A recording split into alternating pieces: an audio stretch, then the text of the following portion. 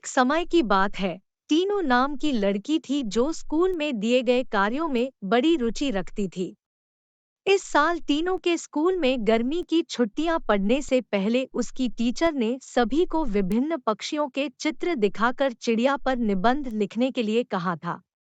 सभी बच्चों को स्कूल खुलते ही निबंध टीचर को दिखाना था।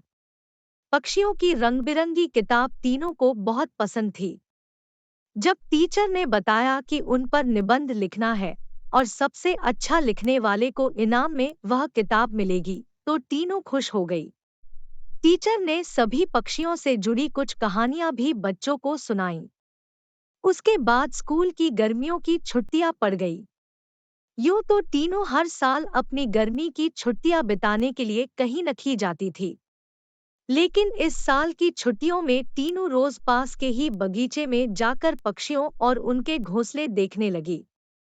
उस बगीचे में गोरैया, दर्जन, लवा जैसे बहुत से पक्षी आते थे। टीनू बगीचे में आने वाली हर चिड़िया को पहचानने की कोशिश करती और उन्हें गौर देखती रहती। टीनू देखती थी कि हर चिड़िया एक-एक घास, पत्ती, पंख आदि को जोड़कर कैसे अपना घोंसला बना रही है। उसके मन में होता था कि चिड़िया को घोंसला बनाने के लिए कितनी मेहनत करनी पड़ती है। टीनू चाहती थी कि वो किसी तरह से उन पक्षियों की मदद करे।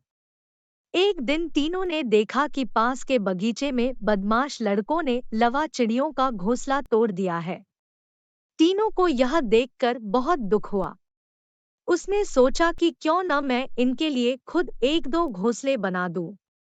शायद ये इसका इस्तेमाल कर लेंगी। टीनू को लगा कि वो कुछ ही देर में घोंसला बनाकर तैयार कर देगी। लेकिन टीनू पूरा दिन तिनकों और दूसरी चीजों से चिड़िया का घोंसला बुनती रही।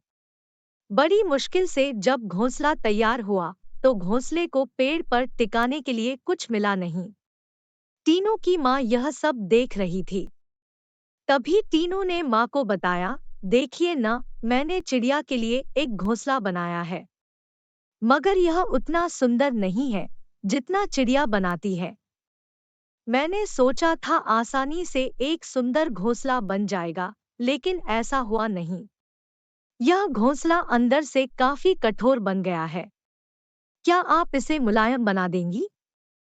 किसी तरह से टीनू की माँ ने उस घोंसले को थोड़ा ठीक किया। उसके बाद टीनू ने उस घोंसले को धागे की मदद से पेड़ पर टिका दिया। अब बगीचे में बैठकर टीनू लवा पक्षी के आने का इंतजार करने लगी। वो पक्षी बगीचे में आए तो, लेकिन टीनू द्वारा बनाया गया घोंसला उन्होंने इस्तेमाल नहीं किया। टीनू के साथ उसकी माँ भी बगीचे में आई थी। उसने टीनू को उदास देखकर कहा, तुम परेशान मत होना, अभी चिड़िया घोंसले पर आ जाएगी। तभी एक लवा पक्षी ने आकर टीनू द्वारा बनाए गए घोंसले को तोड़ दिया। अब टीनू ने मुंह लटका लिया। तब उसे उसकी माँ ने समझाया कि तुम्हें दुखी नहीं होना चाहिए। देखो, तुम्हारे द्वारा इस्तेमाल की गई चीजों से ही लवा पक्षी अपने लिए घोंसला बना रहे हैं। हो सकता है कि इन्हें दूसरों का बनाया हुआ घोंसला पसंद नहीं आता हो। दुखी मन से टीनू ने कहा, माँ, मैं अपने स्कूल के निबंध में यह सब कुछ लिखूंगी। कुछ देर बाद टीनू ने कहा, माँ, आपने देखा कि लवा पक्षी अपना घर झाड़ियों में बना रहे हैं? जवाब में टीनू की माँ बोली, हाँ बेटा, मैंने सुना था कि लवा पक्षी अपना घोंसला किसी के घर के रोशनदान या पेड़ पर ही बनाते हैं। आज यह नई बात पता चली है। कुछ और दिनों बाद टीनू ने लवा पक्षियों के बारे में एक और बात जानी कि वो सीधे उड़कर अपने घोंसले में नहीं जाते। घोंसले से कुछ दूर ठहरकर इधर-उधर कूदते हुए वो अपने घोंसले तक पहुंचते हैं, ताकि किसी को उनके घोंसले का पता न चले। थोड़े ही दिनों में स्कूल की गर्मियों की छुट्टियां खत्म हो गई। टीनू ने स्कूल जाकर लवा पक्षी के बारे में लिखा और निबंध प्रतियोगिता जीत ली।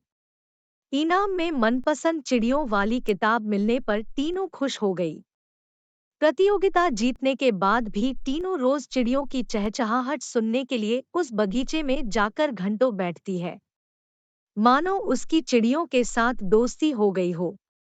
तो बच्चों, चिड़िया के घोंसले की कहानी से यह सीख मिलती है कि छोटी छोटी बात पर मन दुखी नहीं करना चाहिए। साथ ही आसपास की चीजों पर गौर करने से हमें काफी कुछ नया जानने को मिलता है।